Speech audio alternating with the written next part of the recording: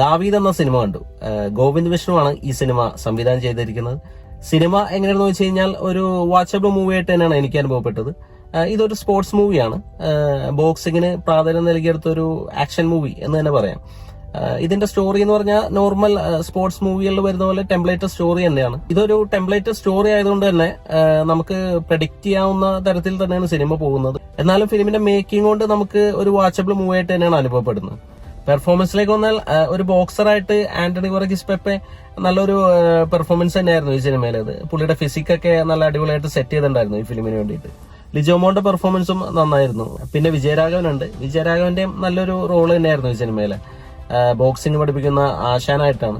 പിന്നെ ഈ സിനിമയിലെ വില്ലനായ ബോക്സറുടെ കഥാപാത്രം അവതരിപ്പിച്ച മോ ഇസ്മായിലിന്റെ പെർഫോമൻസ് എടുത്തു പറയേണ്ടതാണ്. അങ്ങനെ ആകെ മൊത്തത്തിൽ ഒരു വൺ ടൈം വാച്ചബിൾ മൂവി ആയിട്ടാണ് ദാവീദ് എനിക്ക് അനുഭവപ്പെട്ടത്.